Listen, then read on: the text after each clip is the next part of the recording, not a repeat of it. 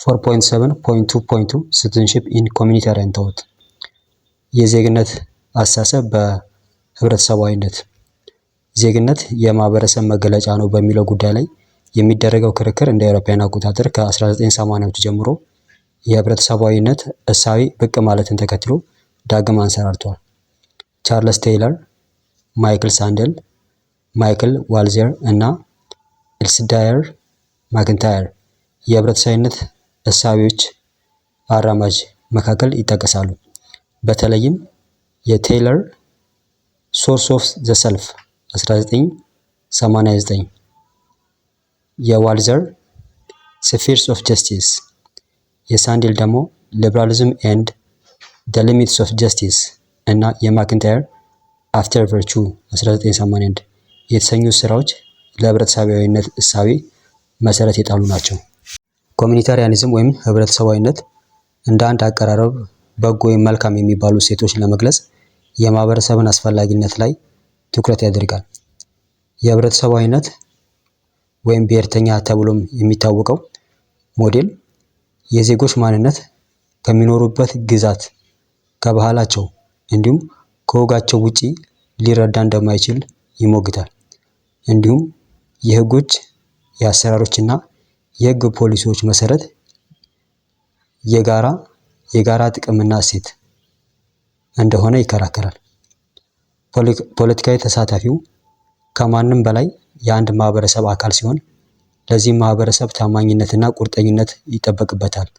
በመሆኑም ህብረተሰባውያን የቡድን ልምምዶች እንደ ግለሰባዊ ምርጫ ውጤት ከመመልከት ይልቅ ግለሰቦችን የማህበራዊ ልምምዶች ውጤት አድርጎ ይመለከታቸዋል። ከዚህም በተጨማሪ ህብረተሰባውያን የማህበረሰብ ጥቅምና ፍላጎት በግለሰብ አባላት ፍላጎት ድምር ብቻ ሊገለጽ እንደማይችል ይከራከራሉ። ለግለሰባዊነት ነፃነት ልዩ ትኩረት መስጠት የማህበረሰቡን ህልውና እንደሚያጠፋ ይታመናል።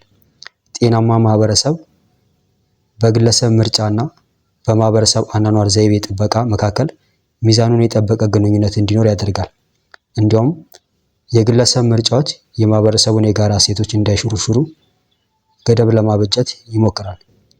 በዚህ ምክንያት የማህበረሰብ ደህንነት ከግለሰብ መብቶች እጅግ የላቀ ቦታ ይሰጠዋል።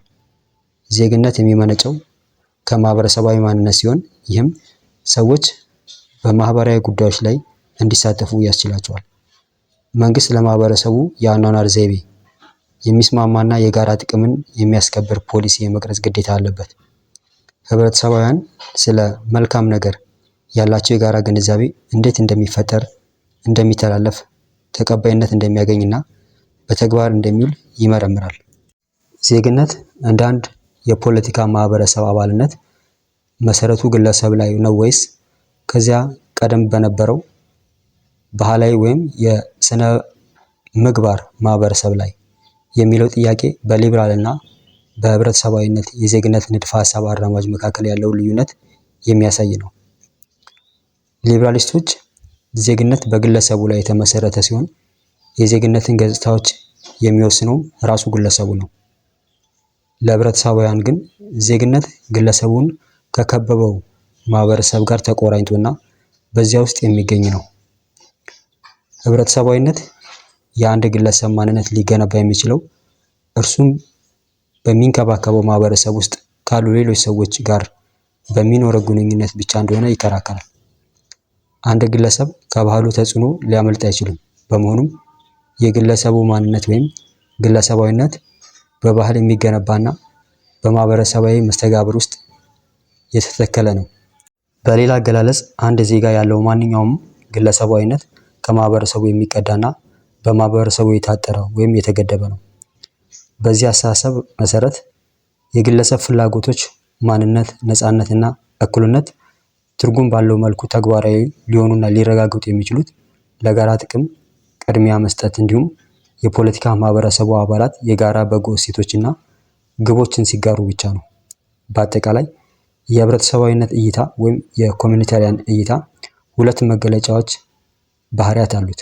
የመጀመሪያው የትኛውም ግለሰብ ሙሉ በሙሉ በራሱ የተፈጠረ አለመሆኑ ሲሆን ይልቁንም ዜጋውና ማንነቱ አባል በሆነበት ማህበረሰብ በጥልቀት የሚገነባ መሆኑ ነው። እንደ ህፃናትና ስደተኞች ያሉ ወደ አንድ ማህበረሰብ አዲስ የሚቀላቀሉ አካላት በማህበረሰቡ ተግባራት ላይ ለመሳተፍ ራሳቸውን ከማህበረሰቡ ጋር ማስማማት አለባቸው። አንድ ግለሰብ ራሱን ከማህበረሰቡ ጋር በተሳካ ሁኔታ ማስማማት ሲችል ብቻ ማህበረሰቡ የጋራ ግቦችን ማሳካትና ውጤታማ መሆን ይችላል። በሁለተኛ ደረጃ ይህ ራስን የማስማማት ሂደት ውጤት በግለሰቡና በማህበረሰቡ መካከል ትርጉም ያለው ትስስር እንዲፈጠር ያደርጋል። አንድ ግለሰብ ለማህበረሰቡ የሚጠቅም ነገር ለራሱም እንደሚጠቅም በተረዳ መጠን እርሱ በማህበረሰቡ ጉዳይ ላይ ካልተሳተፈ የጋራ ጥቅሙ እንደሚቀንስ ይረዳል። ኮሚኒታሪያን ሲቲዝንሺፕ ተውት ወይም የማህበረሰባዊ ዜግነት አስተሳሰብ በተለያዩ ምክንያቶች ሲተች ቆይቷል። ማህበረሰባዊነት ለግለሰቦችና ለግል ነፃነት ጥላቻ ያለው ከመሆኑም በላይ ግለሰባዊነትን በማህበረሰብ ውስጥ አቅልጦ ስለሚያስቀር አምባገነናዊ እንደሆነ ይገለጻል። ማህበረሰብ ግለሰቦች የጋራ እሴቶች እንዲከተሉ ለማድረግ ሲል የግል ልዩነታቸውን በከፍተኛ ሁኔታ እንዲሰዉ ይገፋፋል። ሌሎች ተቾች ደግሞ ማህበረሰቦች በባለስልጣን ልሂቃን ወይም ፓወር ኢሊት የሚመሩ ናቸው ወይም በማህበረሰቡ ውስጥ ያለ አንድ ቡድን ሌሎች የእርሱ እሴቶች እንዲከተሉ ያስገድዳል በማለት ይከራከራሉ። ማህበረሰባዊ የንድፈ ሐሳብ ምሁራን ለማህበረሰብ ግለሰቦችና ለማህበራዊ ቅርጾች እንዲሁም ለእሴቶችና ለልምዶች ግንባታ የማህበረሰብ ሚና ከፍተኛ እንደሆነ አጽንኦት ይሰጣሉ። እዚህ ላይ የሚነሱ ችግሮች ግን እነዚህ የግንባታ ሂደቶች ራሳቸው ከስልጣን አንጻር መተንተን ያለባቸው መሆን ነው። ይህም ስልጣን ግለሰቦች ሁኔታዎቻቸውን መልሰው መገንባት ሲችሉ፣ ከአንዱ ሁኔታ ወደ ሌላው ሲሸጋገሩ፣ ተጽዕኖ ውስጥ ሲወድቁ ወይም ባላቸው ነገር ረክተው ሲቀመጡ ያለውን ሁኔታ ሊያስረዳ የሚችል መሆን አለበት። 4.7.2.3 ሲቲዝንሺፕ ኢን ሪፐብሊካን ቶት ዜግነት በሪፐብሊካዊ አስተሳሰብ። የሪፐብሊካዊ የዜግነት ንድፈ ሐሳብ በግለሰብ ሆነ በቡድን መብቶች ላይ ትኩረት ያደርጋል። ይህም ማለት የሪፐብሊካዊ አስተሳሰብ የግል ጥቅሙን ብቻ የሚያስቀድም የግለሰባዊነት ሊበራል እሳቤ እኩልነትንና የማህበረሰብ አባልነትን ከሚያስቀድመው ማህበረሰባዊ ወይም ኮሚኒታሪያን ማዕቀፍ ጋር ለማዋሃድ ይሞክራል። እንደ ማህበራዊ ወይም ኮሚኒታሪያን አስተሳሰብ ሁሉ ዜጎች በአንድ የተወሰነ ማህበረሰብ ውስጥ ምን እንደሚያሳስራቸው ያጎላል። ዜግነት በጋራ ህዝባዊ ባህል የሚቀረጽ የጋራ ሲቪካዊ መገለጫ ተደርጎ ሊወሰድ ይገባል። ዜጎች የግል ህይወታቸውን ገጽታዎች በተቻላቸው መጠን እንዲያቀናጁ የሚጠይቅ ሲሆን በልዩነት ውስጥ አንድነት እንዲያገኙ ይረዳቸዋል። ይሁን እንጂ ሪፐብሊካኖች እንደ ማህበረሰባዊ አስተሳሰብ ግለሰቦች የየራሳቸው ልዩ መገለጫዎች እንዲተዉ ጫና አያደርግባቸውም። ይልቁንም ይህ አስተሳሰብ ግለሰቦች በማህበረሰባዊ ጉዳዮች ላይ እንዲሳተፉ ባላቸው ግዴታ ላይ የተመሰረተ ነው።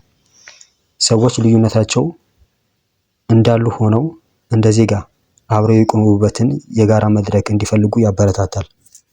በዚህ ረገድ በትዕግስት ወይም መቻቻል ቶለሬሽን እና ግዴታ ኦብሊጌሽን መካከል ውጤታማ ሚዛን ያስፈልጋል።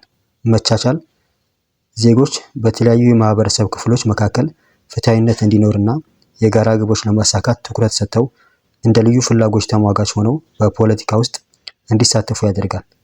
ምንም እንኳን የሪፐብሊካዊ አስተሳሰብ እንደ ሊበራል ዜግነት ንድፈ ሐሳብ ራስን በራስ ማስተዳደርን ቢደግፍም ማንኛውም አይነት ገደቦች የሰዎችን ነፃነት ይነጥቃሉ በሚለው ሐሳብ ግን አይስማማም።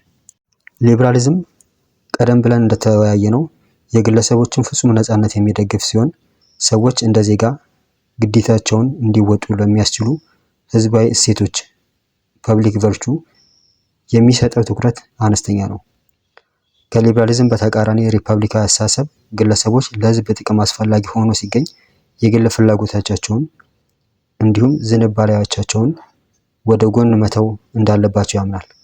በመሆኑም ሪፐብሊካኖች ለህዝባዊ ህይወት ትልቅ ዋጋ ይሰጣሉ።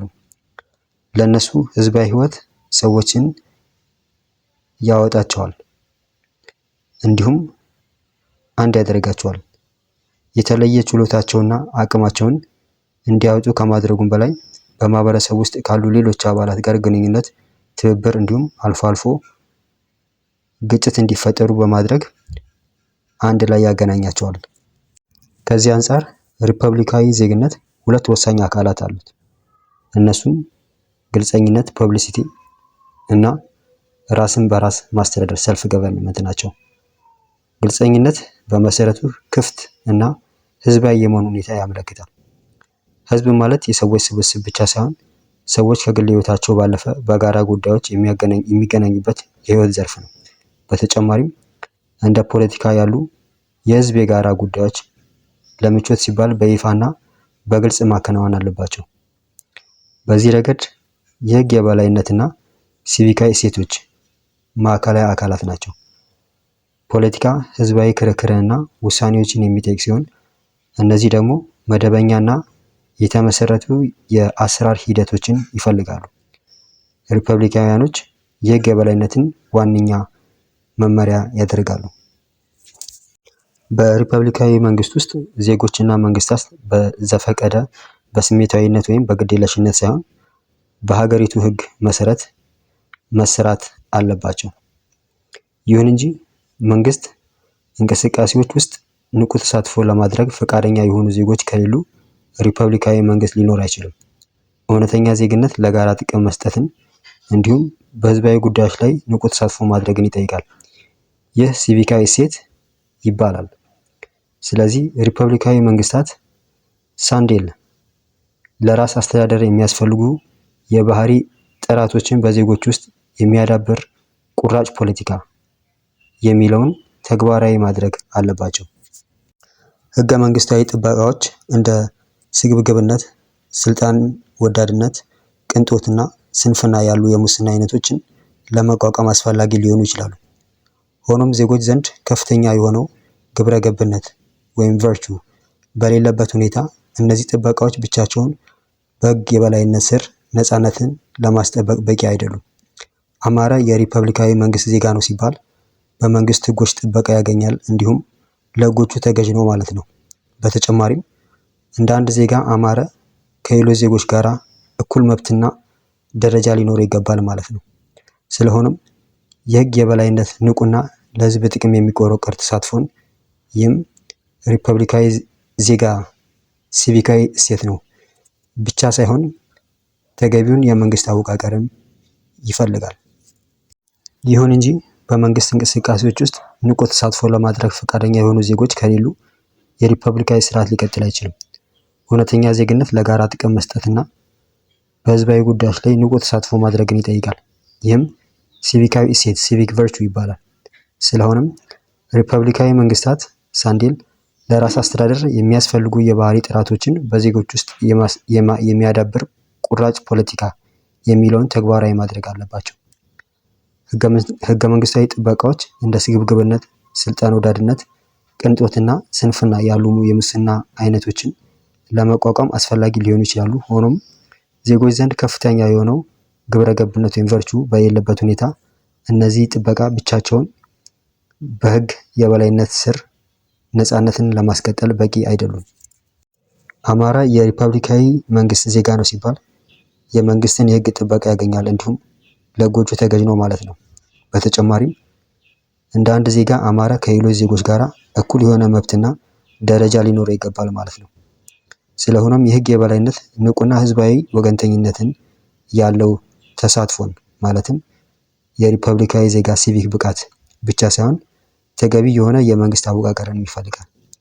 የሪፐብሊካዊ ዜግነት ጽንሰ ሀሳብ የመልቲካልቸራሊዝም እና ሌሎች የዜግነት አቀራረቦችን በሚደግፉ ምሁራን ዘንድ ትችት ይሰነዘርበታል። የመጀመሪያው ትችት ይህን የሪፐብሊካዊ ዜግነት እይታ በአሁኑ ወቅት በተግባር ሊታይ የማይችል የሚል ነው። በዚህ የግሎባላይዜሽን ዘመን የሪፐብሊካዊ ዜግነት ጽንሰ ሀሳብ ሊመለሱ የማይችሉ የናፍቆት ምኞቶች ብቻ ሆነው ቀርቷል። የሪፐብሊካዊ እይታ ዜጋ መሆን ማለት በጋራ ዓላማ ውስጥ አጋር መሆኑ ማለት ሲሆን ሰዎች ከራሳቸው ጥቅም ይልቅ ለጋራ ጥቅም ቅድሚያ የሚሰጡት ይህም እንደ እውነተኛ ዜጋ የሚንቀሳቀሱት የዚያ የጋራ ዓላማ አካላት መሆናቸውን ሲሰማቸው ብቻ ነው።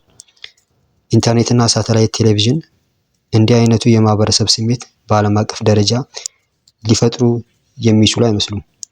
ሁለተኛው ትችት ይህ ጽንሰ ሀሳብ ለኦፕን ወይም ክፍት ወይ ግልጽ እኩልነትን ለሚያሰፍን እና ለብዙሃን ማህበረሰብ ስጋት ይፈጥራል የሚል ነው። ይህ ሁለተኛው ትችት በያንግ 1990 ገጽ 117 በዝርዝር የቀረበ ሲሆን እሱም በፐብሊካዊ ሙከራዎች ውስጥ ልዩነትን የመካድ ዝንባሌ እንዳለ ይገልጻል። ምክንያቱም በተግባር የሪፐብሊካን ፖለቲከኞች የተለያዩ ተብሎ የሚታሰቡትን ከዜግነት በማግለል አንድ ወጥ የሆነ ማህበረሰብን ለማስፈን ይጥራሉ። የያንግ ዋና ነጥብ የጋራ መግባቢያ ፍለጋው ለአንድ የተወሰነ እና አብዛኛውን ጊዜ በወንዶች ለሚመራ ቡድን የበላይነት እንደ ማረጋገጫ ሆኖ ያገለግላል የሚል ነው። ሶስተኛው ነጥብ ዜግነት የሐሰት ገለልተኝነት ወይም ፎልስ አይዲያል ኦፍ ኢምፓርሻሊቲ ያካትታል የሚለውን ክርክር ያመለክታል። እዚህ ላይ የሪፐብሊካውያኑ ምላሽ ይህ እሳቤ ሐሰት መሆኑን መካድ ነው። በእርግጥም ህጎችን እና ፖሊሲዎችን ስናወጣ የራሳችንን ጥቅም ብቻ ከሚያስቀድሙ ግለሰቦች ይልቅ እንደ ማህበረሰብ አባል ማሰብና መንቀሳቀስ ይኖርብናል። ነገር ግን ይህ ማለት የፖለቲካ ማህበረሰቡን የሚመሰረቱትንና በልዩ ልዩ ማህበራዊ ደረጃ ላይ የሚገኙ ሰዎችን ፍላጎት እንዲሁም ጥቅሞች ግምት ውስጥ አናስገባም ማለት አይደለም።